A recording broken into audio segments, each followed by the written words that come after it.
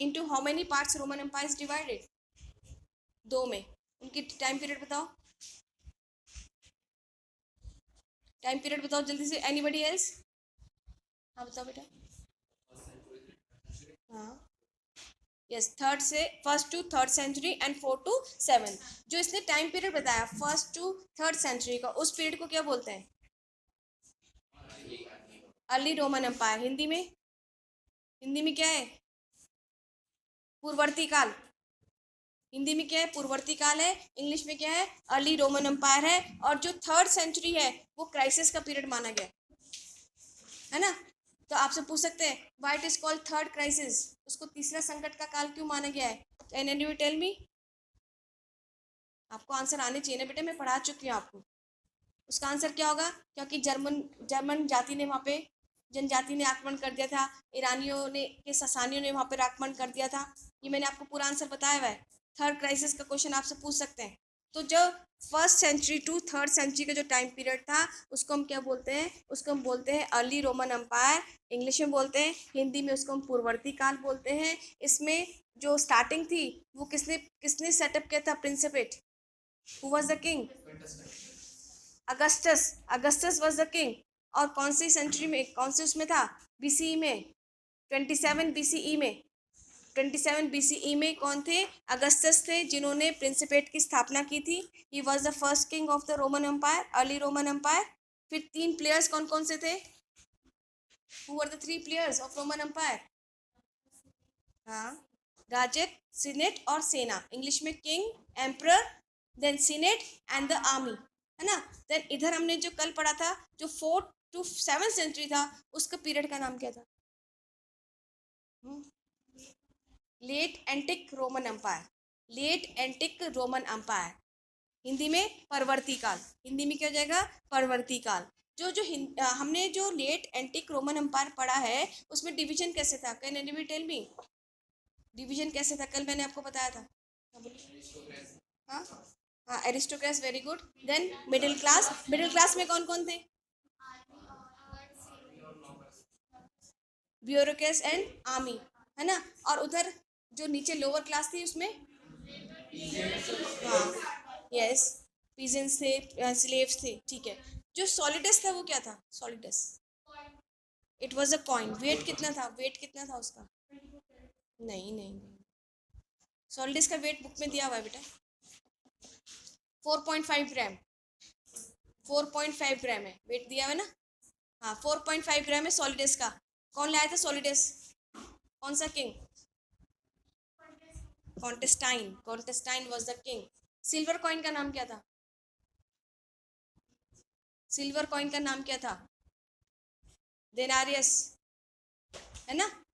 और कौन सा एरिया था जहाँ पे कितना टन मिला है? कौन सा एरिया था वो? देखो कुछ भी नहीं आता तुमको, क्लास में मैंने बताया, Herat. Herat was the area जहाँ से उनको इतना टन क्या मिला था? सोना मिला था, ठीक है। तो ये सब छोटी छोटी बातें जो मैंने क्लास में बता दी हैं, पढ़ा भी दिए, ठीक है। आज जो हम लेके चल रहे हैं, पहले मैं थोड़ा सा लास्ट एंड अप करती हूँ, फिर आपको पूरा रिवाइज कराती हूँ चैप्टर। एंड में हमने क्या था कि जो रोमन अम्पायर था, यानी कि जो 7th सेंचुरी आ गई थी, तब आते आते रोमन अम्पायर डाउनफॉल की ओर जाने लगा, है ना। Who was the king who declared the Christian religion as a official religion? Constantine. Constantine king थे जिन्होंने कि क्रिश्चियन रिलीजन को क्या किया था?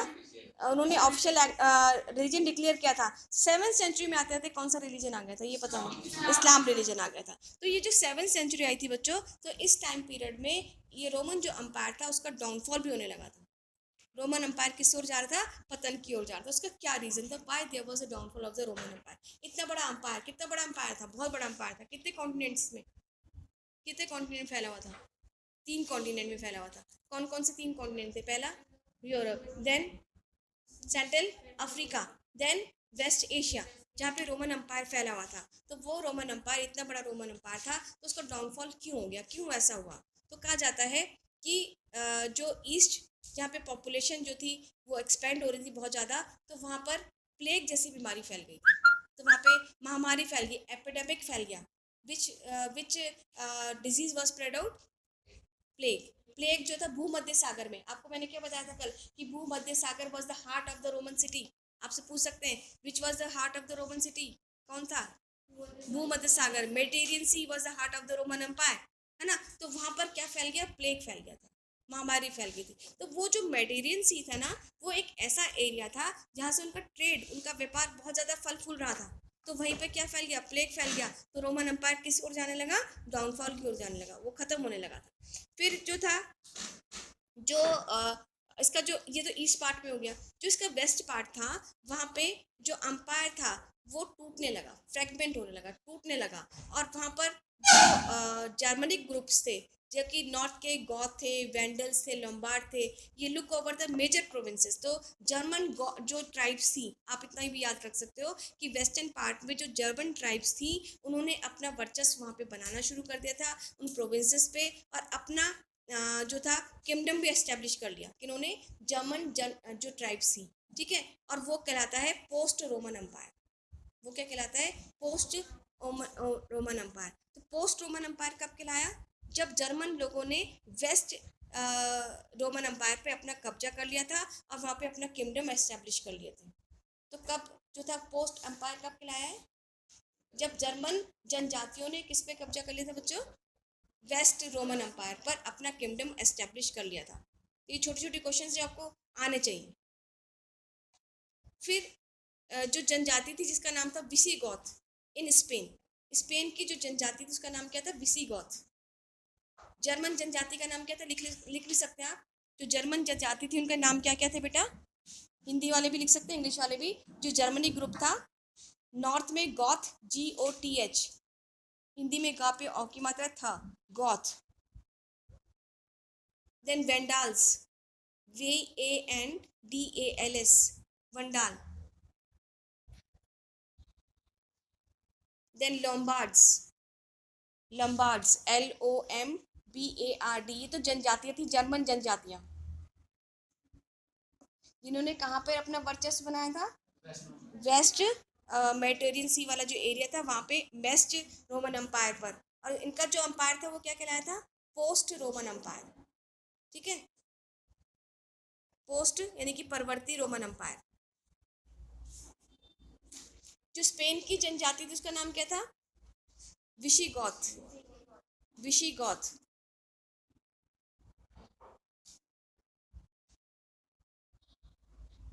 अब जो ये विशिगॉथ थे ना, जो रोमन एम्पायर के ही पार्ट थे स्पेन में, इनको डिस्ट्रॉय किया अरबों ने। कौन सी ईयर में, 1711 टू 1720। तो अरब लोगों ने स्पेन पर आक्रमण कर दिया, अरबी लोगों ने किस पर आक्रमण कर दिया, स्पेन की जनजाति विशिगॉथ पर आक्रमण कर दिया था और डिस्ट्रॉय कर दिया। कौन सी ईयर में, 711 टू 720।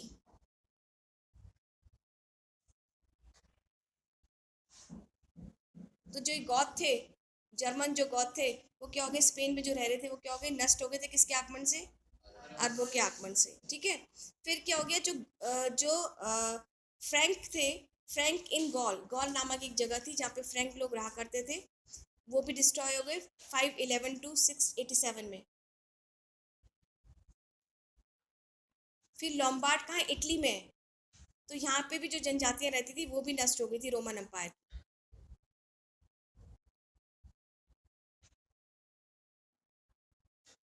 जैसे ही ये एरिया समाप्त हुए तो यूरोप में एक नया वर्ल्ड आ गया, नया वर्ड आ गया, that is medieval world, medieval.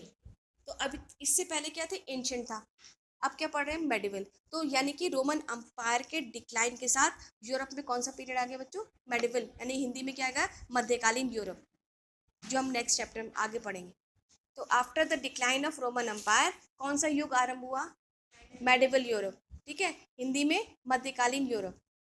तो रोमन अंपायर के खत्म होते ही कौन सा चरण आरंभ हो गया, मध्यकालीन युग, यूरोप में मध्यकालीन युग, इंग्लिश में medieval Europe. Is it clear, यहाँ क्लियर हो गया।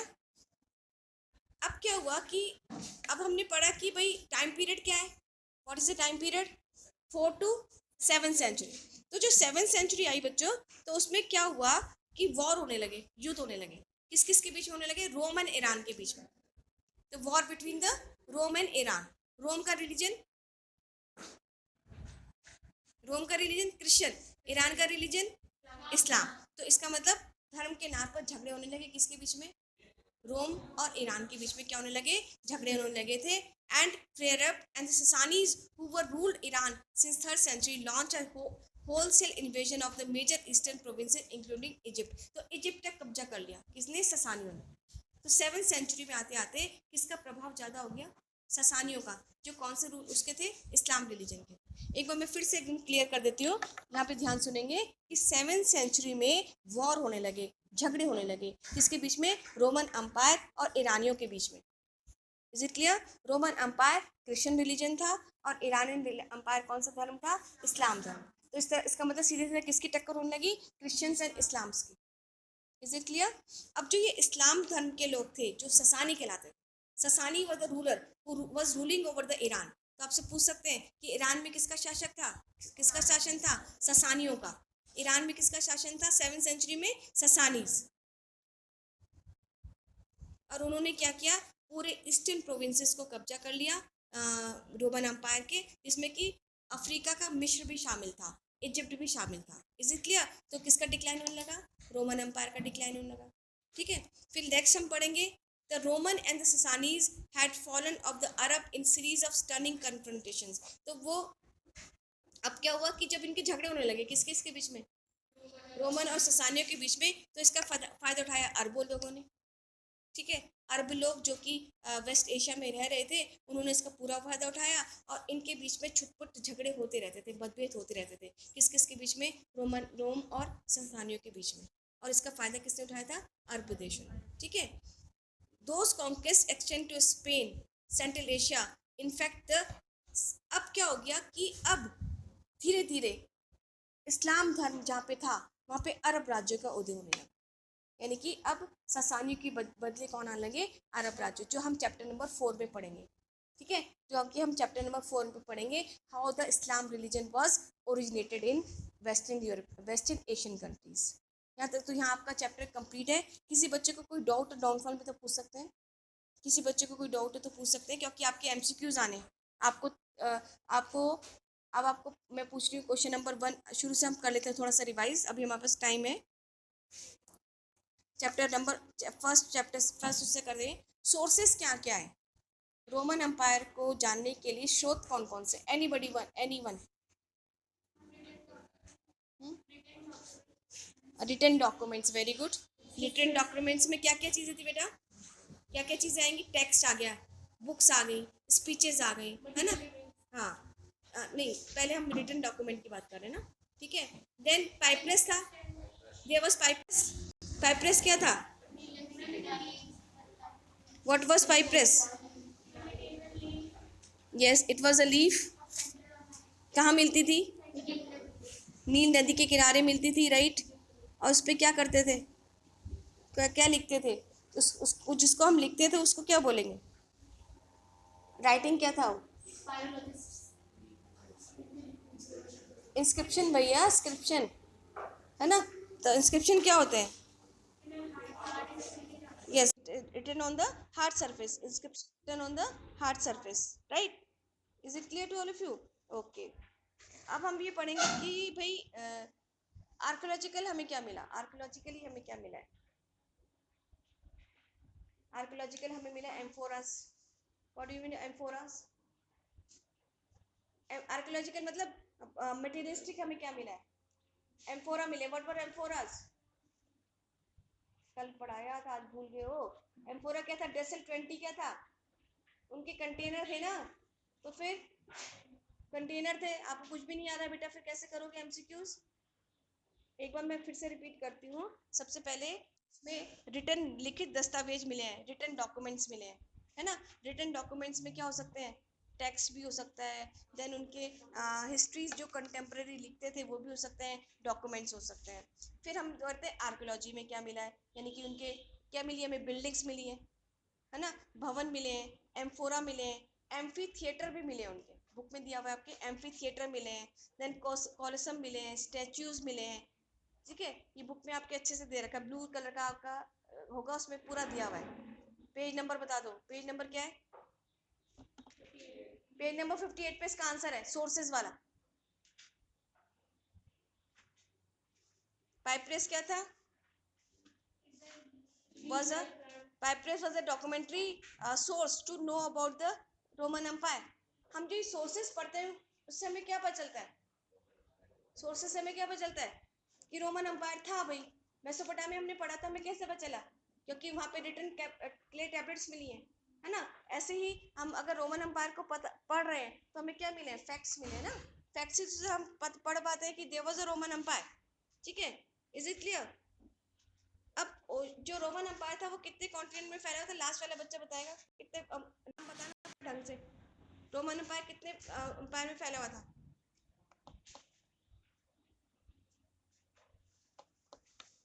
Into how many parts Roman Empire was spread out?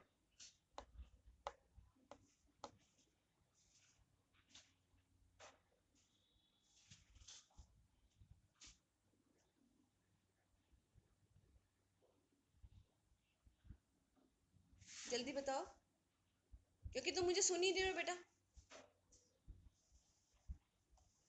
ऐसा लग रहा है जबरदस्ती किसी ने आपको बिठा दिया क्लास में।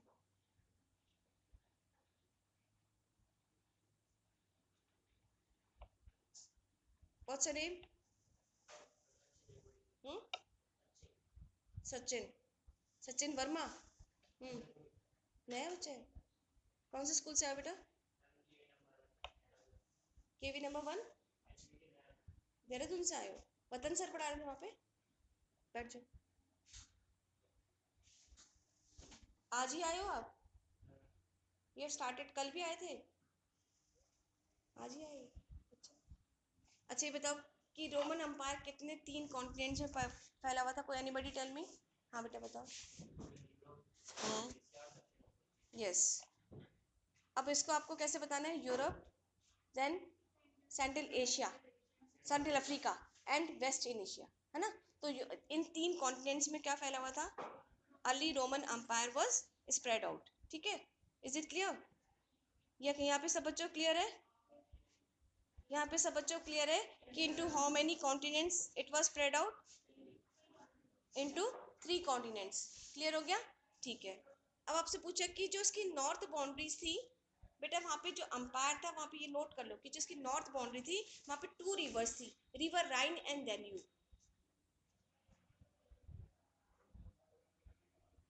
इसके नॉर्थ पार्ट में कौन सी बाउंड्री थी बेटा? कौन सी 2 रिवर्स थी?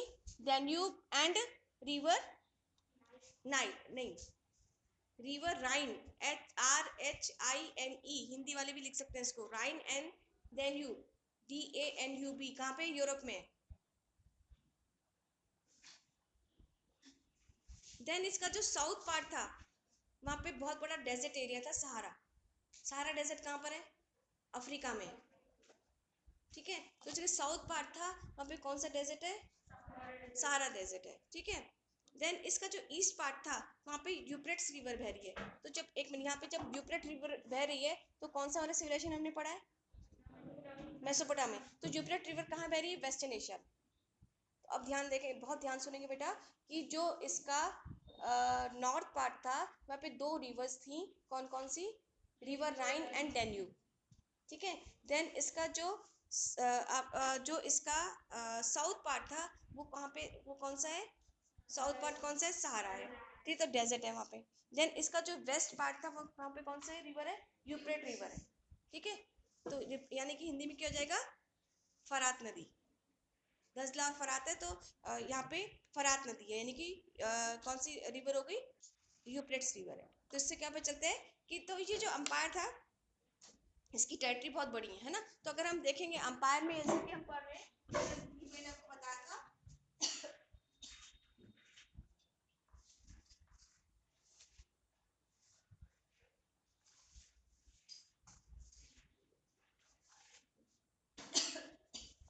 तो यहाँ पर रिवर राइन और डेन्यूब। ठीक है, इधर सहारा डेजर्ट और इधर कौन सी रिवर? Euphrates river. इसका मतलब ये क्या शो कर रही है? This is showing the boundaries of the Roman empire. ये हमें क्या बता रही है? रोमन एम्पायर की बाउंड्रीज बता रही है। और रोमन एम्पायर कितने कॉन्टिनेंट में फैला हुआ है? 3 कॉन्टिनेंट, क्योंकि चैप्टर का नाम ही क्या है? An across empire across the continent, है ना। चैप्टर का नाम ही यही है, तो 3 कॉन्टिनेंट तो अपने आप ही आ गए। एक आगे यूरोप, दूसरा आगे सेंट्रल अफ्रीका और तीसरा आगे वेस्ट एशिया, जहाँ पे रोमन एम्पायर फैला हुआ है। Is it clear? सब बच्चों क्लियर हो गया? ओके। इसलिए क्योंकि तीन इसमें स्ट्रेच आउट है, इसलिए इसको क्या बोला जाता है, an empire across the 3 continent, 3 महाद्वीपों में फैला हुआ साम्राज्य, ठीक है। और इसका जो हार्ट है वो किसको कहा गया है, मेडिटेरियन सी को कहा गया है। इसका जो हार्ट, इसका जो हृदय है वो भूमध्य सागर को कहा गया है। तो यहाँ पे कैन एनीबडी टेल मी कि भूमध्य सागर आप अगर आपको इंडिकेट करोगे तो कोई बच्चा यहाँ पे आके लगा सकता है, wear is Mediterranean see here in this map.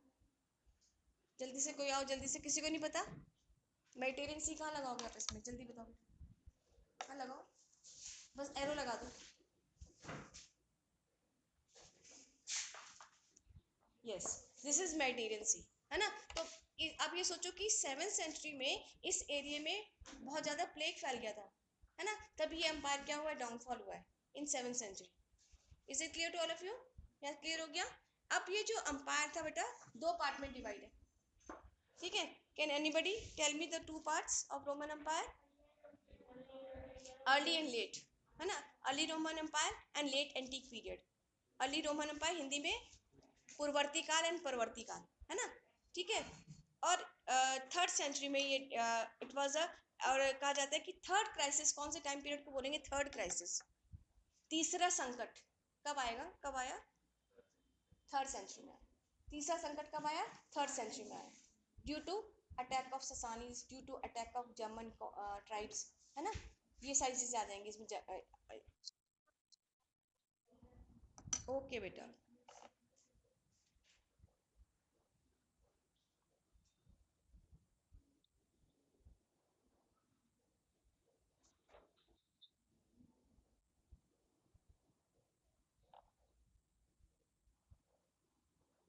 आवाज आ रही है।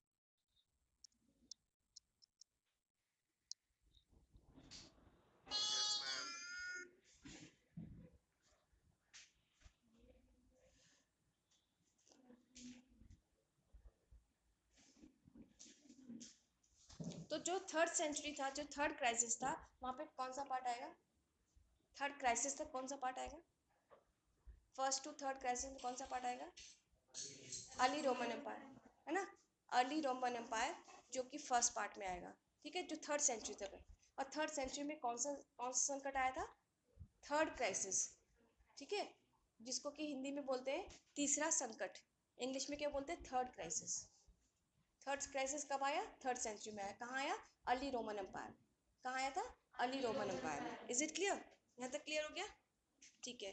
Early Roman, okay, early Roman empire के 3 पॉलिटिकल प्लेयर्स कौन कौन से थे, कैन एनीबडी टेल मी, राजनीतिक खिलाड़ी कौन कौन से थे अर्ली रोमन एम्पायर के। यस, यस, यस, सबसे पहले emperor, then senate, then army, ठीक है, एम्परर, फिर सीनेट, देन आर्मी। हिंदी में क्या होगा, राजा, देन सीनेट और सेना, ठीक है। अब यहाँ पे दो इंपॉर्टेंट लैंग्वेजेस थी, किसी को पता है, याद है, ग्रीक एंड लैटिन। दो इंपॉर्टेंट लैंग्वेज थी यहाँ की, कौन सी थी, ग्रीक एंड लैटिन, ठीक है। बहुत सारी भाषाएं बोली जाती थी, लेकिन ऑफिशियल जो लैंग्वेज थी वो केवल दो थी। Many language was spoken out there but only 2 official language was there. कौन सी दो ऑफिशियल लैंग्वेज थी, Greek and Latin. Is it clear, Greek and Latin was the 2 official language. Who was the first king who established the Roman empire, Augustus. Year कौन सा था ये भी आपको मालूम होना चाहिए, 27 BC is the year when the principate was set up. Principate का मतलब क्या होता है, सिटीजन, लीडिंग सिटीजन। प्रिंसिपेट का मतलब होता है he was a leading citizen. Principate का मतलब क्या होता है कि वो पहला नागरिक है जिसने की राज्य की स्थापना की है। किसने, Augustus. Augustus was the first king who laid the foundation of the Roman empire in which year, 27 BCE में, and he ruled till 14 BCE and brought to end the chaotic condition prevailing in the Rome। 14वीं शताब्दी तक उसका शासन रहा, और कहा जाता है कि इसलिए उसका अंत हुआ था क्योंकि रोमन एम्पायर में बहुत ज़्यादा क्राइसिस हो गया था, जैसे कि हम पढ़ रहे हैं आगे, ठीक है। प्रिंसिपेट क्या करते थे, principate was advise by the king. तो जो प्रिंसिपेट है वो एडवाइज होता था सीनेट से। सीनेट क्या था, व्हाट वाज सीनेट, सीनेट क्या था बेटा, it was a Republican body, है ना, ऑफ वेल्दी पीपल, अमीर लोगों की बॉडी थी वो। कौन सा, कौन सीनेट। बाद में उसमें किसने ज्वाइन किया था, सारा पढ़ा चुकी हूँ मैं, आपको आना चाहिए। हाँ बेटा, बाद में इसमें इटली के जमींदार आ गए थे, लैंडलॉर्ड्स आ गए, इटालियन लैंडलॉर्ड्स ने उसमें शामिल हो गए थे। Is it clear, is it clear.